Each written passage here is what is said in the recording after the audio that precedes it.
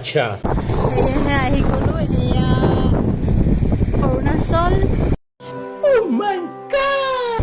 আৰু আমি পাই গলোহি এতিয়া আলুবাৰী। দেখিছেনে কি ধুনীয়া ভিউ একেবাৰে।